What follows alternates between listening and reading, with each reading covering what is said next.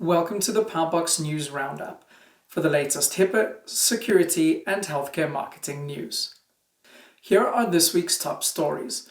Oregon Health Plan announced that 1.7 million Medicaid patients have had their data stolen in the now infamous MOVEit managed file transfer hack by the CLOP ransomware group.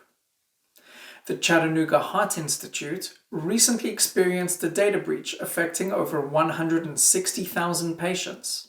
And a cybersecurity researcher discovered that a database belonging to the Southern Association of Independent Schools had over 680,000 records that were not password protected. Let's take a look.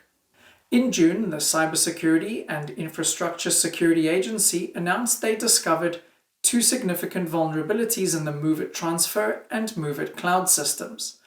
Both programs are managed file transfer solutions that operate on the web. The vulnerability was exploited by the CLOP ransomware group in an attack that hit several U.S. federal government agencies, including the U.S. Department of Health and Human Services.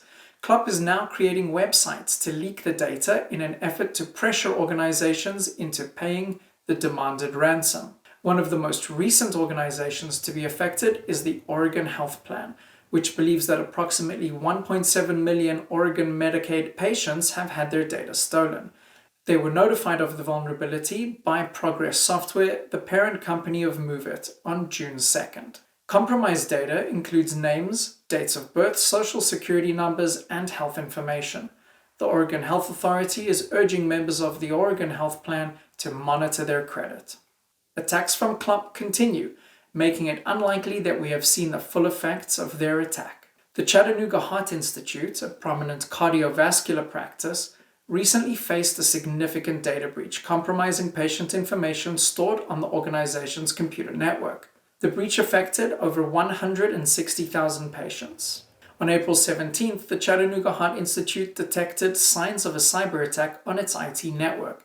An investigation revealed that a third party had gained access to the network and obtained confidential patient information.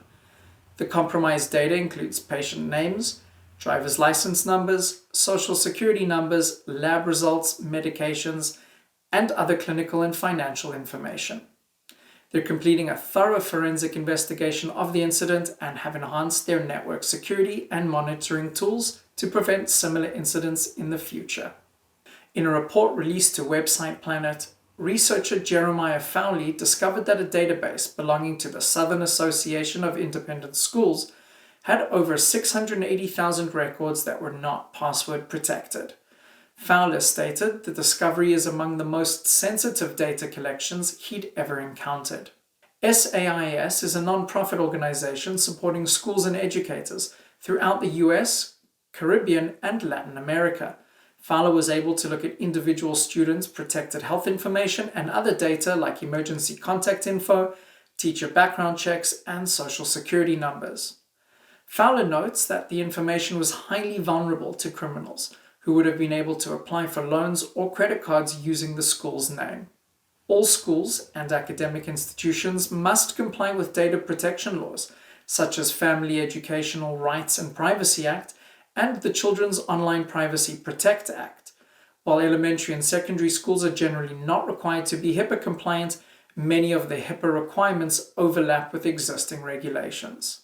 Even if an organization does not need to be HIPAA compliant, the risk of breaches that can impact students, staff, and the school is reason enough to consider additional security measures. Well, that's enough bad news. Let's talk about staying informed. In a 60-page document published on July 31st, the Biden-Harris administration released their 2023 National Cybersecurity Strategy, focusing on transforming cyber education to impact the cyber workforce. The report notes that nearly one-third of Americans lack digital skills despite 92% of jobs requiring those same skills. The strategy is divided into 4 main pillars, and I'll leave a link to more details in the description. Lastly, I've compiled a list of my favorite healthcare, HIPAA, and cybersecurity news sites. My personal favorites are The Hacker News and Dark Reading. I'll add a link to the entire list below. That's it for now. See you next time. Cheers.